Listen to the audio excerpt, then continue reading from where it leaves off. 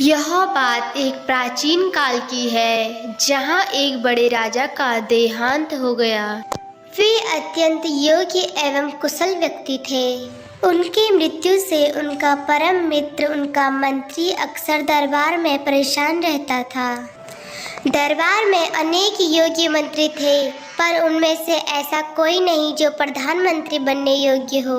राजा ने दरबार में सभी लोगों को एकत्रित करके उन सबसे कहा कि मुझे प्रधानमंत्री पद के लिए एक योग्य एवं कुशल व्यक्ति की जरूरत है, इसलिए पूरे प्रजा में घोषणा कर दी जाए कि प्रधानमंत्री का चुनाव है।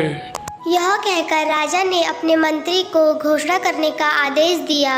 सुनो सुनो सभी लोग सुनो, राजा ने ऐलान करवाया है कि प्रधानमंत्री पद के लिए एक प्रतियोगिता रखी गई है। यह प्रतियोगिता पहाड़ी के देवी मंदिर में विजयदशमी के दिन आयोजित की जाएगी, इसलिए अधिक से अधिक जनसंख्या में प्रतिभाग करें। और इस तरह सभी लोगों में प्रतियोगिता के लिए उत्साह नजर आया। अब वो दिन भी आ गया जब प्रधानमंत्री पद के चुनाव के लिए प्रतियोगिता आयोजित की गई थी। देश भर के विद्वान और राजा के दूसरे मंत्री भी इसमें भाग लेने के लिए पहुंचे। मंदिर तक जाने के लिए रास्ता बहुत ही कठिन था। जगह जगह बड़े बड़े पत्थर, नदियां, बबूल के कांटे और शीशे के टुकड़े पड़े हुए थे, जिससे कि रास्ता बहुत ही ज्यादा कठिन था। प्रतियोगिता में आने वाले सभी लोगों को मंदिर तक आने में बहुत कष्ट हुआ, लेकिन प्रधानमंत्री बनने की चाह में वह मंदिर पहुंच ही गए और समय पर प्रतियोगिता प्रारंभ हुई। राजा ने वहां पर आए सभी व्यक्तियों से एक एक करके प्रश्न पूछे। इस कार्य को करते करते अब संध्या भी हो गई थी। राजा अपने आसन से उठने लगे, तभी वहां एक 32 वर्ष का एक युवक आया, जिसके बदन पर साधारण कपड़े थे जो कि जगह जगह से फट गए थे और उसके शरीर पर कई खरोंचें थी।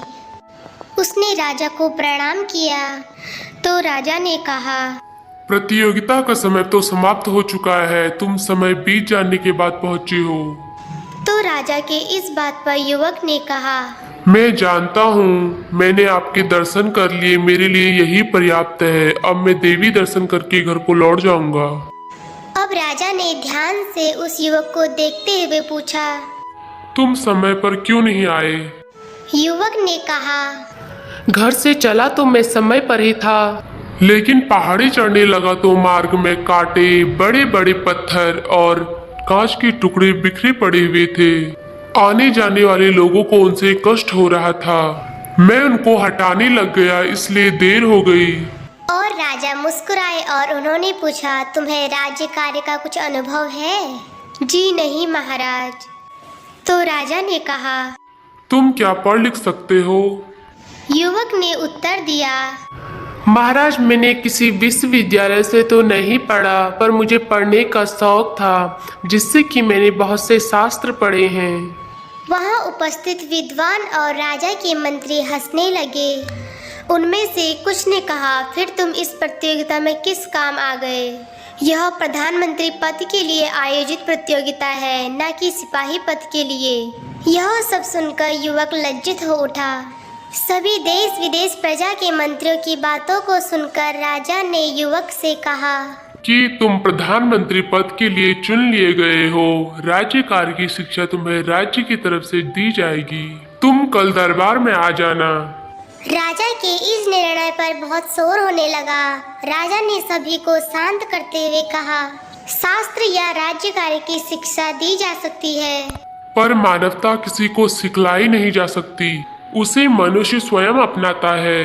मुझे ऐसी व्यक्ति की जरूरत थी जिसके अंदर मानवता हो, जो प्रजा की पीड़ा समझकर उसे दूर करने का प्रयत्न करे। यहाँ उपस्थित सभी लोगों में यह गुण केवल इसी युवक में है, इसलिए मैंने इसे चुना। और अब वहाँ उपस्थित सभी लोगों के सिर शर्म से झुक गए। राजा ने सभा विसर्जित की। वास्तव में मार्ग में बाधाएं राजा ने ही गुप्त रूप से लगवाई थी।